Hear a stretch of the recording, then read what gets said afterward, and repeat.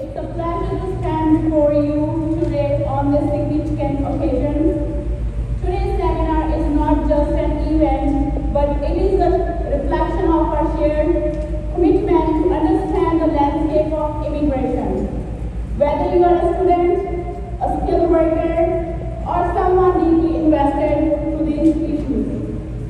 Throughout history, Canada has welcomed immigrants not just as workers, but as builders of communities and contributors to our shared future.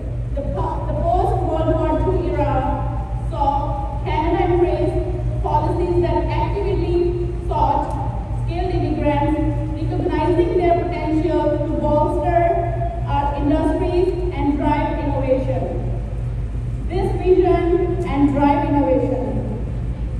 vision led to establishment of programs like the Federal Skilled Working Program and the Provincial Nominee Program, which contributed to play a crucial role in our immigration system today. Many choose to stay and contribute to Canada's workforce and society after graduation. Yet too often, they face uncertain pathways to permanent residency.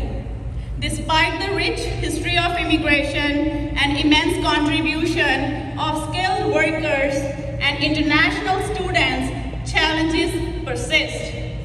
That is why we all collaborated and formed a union called ISSU, International Students and Skilled Workers Union Manitoba.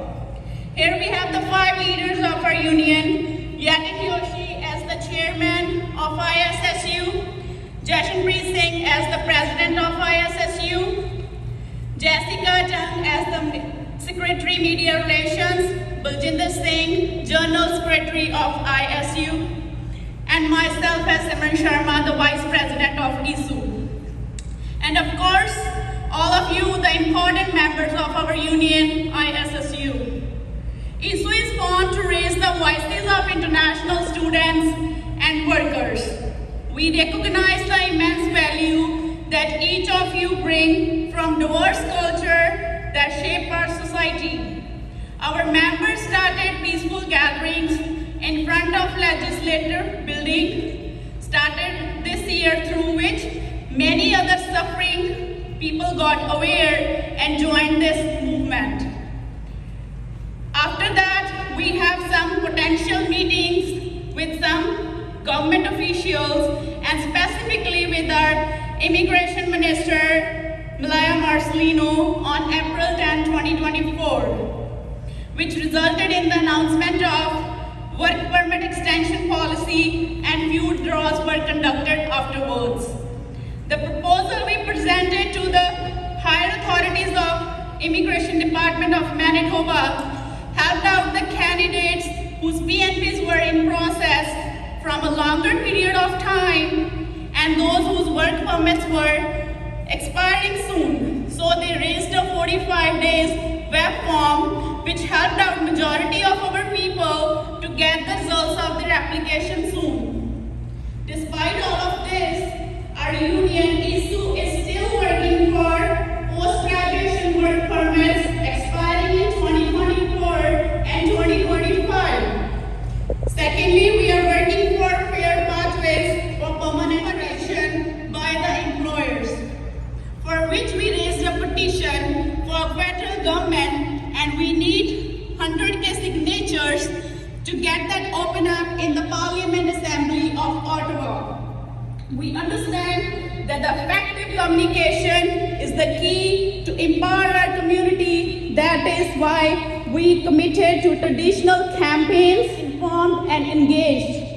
We regularly organize workshops and booths on events that cover various aspects of immigration and cultural integration, ensuring that our community is well informed about the current issues of immigration faced by the international students and workers in Canada, which led to opportunities for them to learn and support.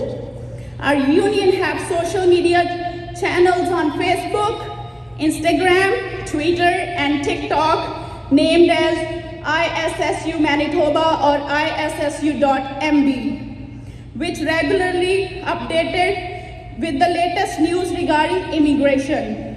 To expand our reach and impact and to connect with broader audience, we as ISSU leaders decided to have the immigration seminar today. This is the first free immigration seminar ever taking place in Winnipeg, Manitoba. Immigration process and resources that can help in the processing of your files for permanent residency. We are honored to have our experts and professionals of this field who will share their knowledge and experience with us today. I would love to introduce the professionals who have joined us here. So we have Pawan Singh Bhatt from Canvas Immigration. Guys, please give a big round of applause to these professionals who have came here to support us. Secondly, I have Gerard Hachette from GH Immigration. Then I have Dr. Muhammad Abrar from A&M Canadian Law Corporation. I have a few team members of Pride Immigration who came here to support us today. Also, we have Atul Bharadwaj, the proud supporters of this event are Sira Immigration from Ontario, Bright Sky Immigration and Services, Brightlink Immigration, GH Immigration Services, Canvas Immigration Services, A&M Canadian Immigration Law Corporation, and also our team, we have the Atul Bharadwaj Orbital Immigration, and we have Camille Lembrou as the Member of Parliament of Liberal Party. So now I would like to call Mr. Camille Lembrou on the stage to say some words in our support. Thank you very much. No problems. It's actually very encouraging to be able to come out today to be able to address what I know is a very, very important issue. And I don't want to underestimate the word important, because quite frankly, I understand the sacrifices that each and every one of you and your family members quite often that have actually made in order to be here in Canada. When you came to Canada as an international student, I am of the opinion you came to Canada believing that you were going to be able to land and become a permanent resident in Canada. I would be shocked if there was less than 5% of you that tell me that I'm wrong. I believe that you're here because you wanted, as one of the signs says, if you're good enough to work in Canada, you're good enough to study in Canada, why shouldn't you be good enough to be able to land in Canada? This is a very important issue and special because at the end of the day, I know that some of you that are here today might not be here a year from now because of mistakes, of misinformation, of different things that have taken place between now and where you are today. I can tell you that the government of Canada, the Minister of Immigration, who I have had many discussions with, in fact, ISSU, the individuals that are responsible for today's event, played a very important role in a policy change in Ottawa that had an impact across the country. It was actually the group of people here in Manitoba that raised the profile because they chose to make sure that the right people were being informed on the issue. What is the core of the issue? You're here as an international student, you get a postgraduate work permit, believing that eventually you'll get a nominee certificate and then you'll be able to land permanently here in Canada. The problem is the numbers. The numbers don't make sense. There's all sorts of now working visas that are in fact being rejected. The agreement that the provinces and Ottawa have now entered into have allowed for a special situation where international students that have a postgraduate work permit that's expiring, the opportunity to get those work permits extended on the belief that they're going to be getting a provincial nominee certificate. So there are some individuals in this room that I would be able to help out fairly directly. Those individuals, for example, that have been pulled out of the pool, that know they're going to be getting a certificate, and your working visa has expired or will be expired. Then we should be able to help. The issue where it's going to be a problem for many of you that are in this room is where there's no indication yet that you're going to be pulled out of the pool. For a lot of individuals, it's because maybe they came from another province and then into Manitoba. There's going to be some that are more challenging than others. What's important to know is that no matter how serious the issues are, you have an association that's there to make sure that whether it's myself or my daughter, who is a very strong advocate for the group, Cindy, that are going to be there to do whatever we humanly can, because I understand how you have already contributed to the communities in which we live in today. I've talked to international students that have providing healthcare services, that are there to provide construction work, and so many other aspects. That message is in fact being communicated.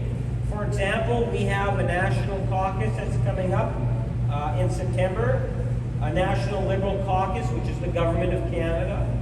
I can assure you that immigration and this issue is going to be on the agenda as we try to look for ways in which we can help as many people as we can.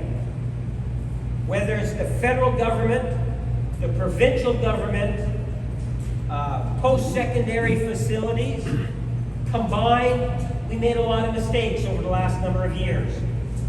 And as a result, sadly, there's going to be some people that are going to be really hurt by it. And I'm sorry for that. I am committed to trying to minimize the hurt that's out there in the community. And wherever I can, as other parliamentarians, I'm not alone. There's a lot of people that are aware of the situation. Know that we're doing what we can to try to resolve the problem, both short-term and long-term. So know that you have allies, whether it's the association and the fantastic advocacy that they do on your behalf, or it's individuals that are in a position to be able to assist those community-minded lawyers or consultants to the parliamentarians. So we're here to help. I appreciate the fact that you've taken the time and you've already contributed so much to Canada, in our economy, and to our society, and know that there are people that are fighting on your behalf. Thank you very much. Unfortunately, I have to go.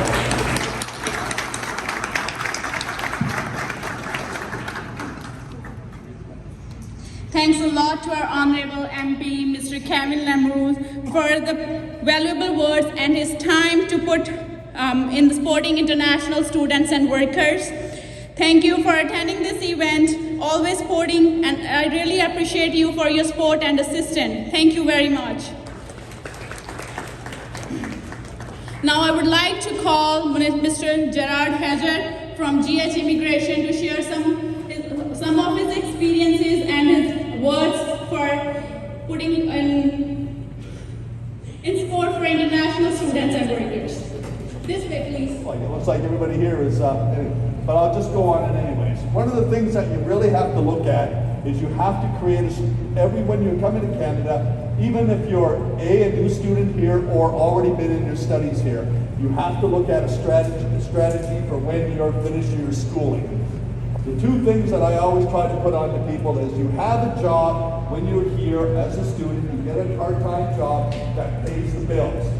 But when you're taking a job that pays the bills, you're always looking forward so that when you finish your education and applying for your PGWP or applying for MP&P or whatever which way, looking for your nomination, you have to look at getting a job that's going to be something that's beneficial to the education you took.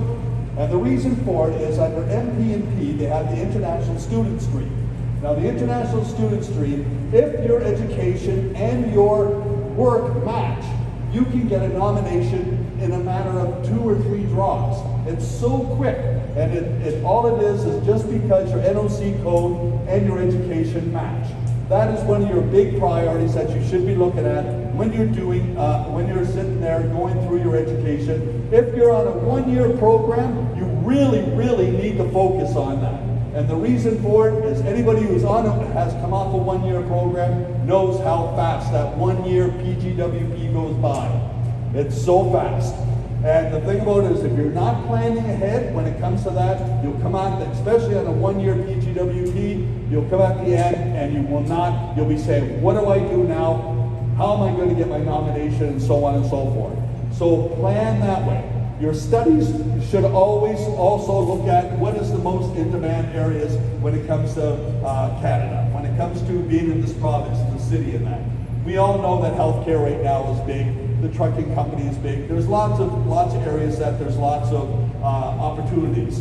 And that I know that right now we're in a bit of a slower, so the economy's a little bit slower, so finding jobs is a little bit more difficult at this time. But anyways, it'll change. As the economy changes, so do the jobs. So anyway, so it's really imperative to start planning when it comes to the end of your PGWP. That is one of your real key ideas. Now, at the end of your PGWP, when you're on your PGWP, right now the points, like you have either the immediate application, which is for students, you have the 6 months, or you have the 1 year, depending on if your NOC doesn't match and you're educated in Manitoba. You all know this. So I mean, it's just, you all know that your education, 6-month study, you can file for MP&P. There's a huge factor of LAAs. So that's one thing that we eliminated was that one. So that helps a lot. The other thing is when it comes to your you're applying there, the points in that, make sure you're trying to find a job that's not in demand. Even if you are an international, if you do the international program where you qualify for the under the international student program and are being treated by the new group of people that have been applied around. So it's not, so don't lose faith if you're just submitting after May 10th. It's still working. It's still working. And that's private. That's where it's coming from. So that's something to know as well. When it comes to now, so when you're coming up to the end of your PGWP, everybody knows you don't have a lot of options. Right now we look at second language. What's the second language? French. And that taking a French course will put you under so many give you so many more opportunities, because French mobility, Canada is trying to hold on to its French culture. So by getting a French course and learning it, and just enough to get the CLB5 is enough to help you improve your chances of getting your nomination. Not either by both under Express Entry or under MP&P. It gives you a whole new opportunity just by having your language skills. I know it's especially students that are in there right now that are still in studying, throwing a French course into your studies would really help benefit you down the road when it comes to your PGWP and your chances of nomination. People that are on LMIAs. Now, if you either you came or on PGWPs that came from another province, this is where things like your language skills are going to be very important, and the second language would be so beneficial to you. Because if you come from Ontario, like they said, right now in Ontario, it's really difficult to get a nomination. So one of the benefits by having a French and then coming to Canada, you get under the French mobility program, and in Manitoba, because we have such a large French community, again, you enhance your chance of being able to get your nomination. So where you're not getting you're barely getting between 500 and 625 points if you're on an LMIA or on a PGWP from another province. This is what you really have to look at. You have to look at something that will enhance what you currently have. It's not saying that what you have is not great, and I respect it so much. You go through so much being international students when it comes to being here. But the only way to be able to enhance that and be able to get and stay here is be able to strategize a way of being able to stay here and get something that'll benefit you more, that the government can't take away from you. And that's one of the things about it. So anyways, I don't have much else to say about it. I just wanted to fill in about these details. And I'm going to stick around for a little bit, and she'll ask if there's some questions down the road. I'll be more than happy to answer any of the questions you have. And that. So anyways, I'm sorry I went really fast. I hope I didn't want to go too long. So I went way faster. So anyways, I hope that you found it informative. If you have any questions, also, you know I'm on TikTok and all that stuff. I'm always available for questions that when it comes to things down the road as well. So anyways, Thank you so much, Mr. Gerard Haggard, for your time and support. And he always posts the difficulties of international students and workers on his social media platform, and he's the one. I really appreciate that he's with international students and workers. He's raising the voice for international students and workers. Please appreciate him with a big round of applause. And now we have a couple of our volunteers in the middle of the hall. If you have some inquiries, he's here to advise you legally. Feel free to ask him questions, please.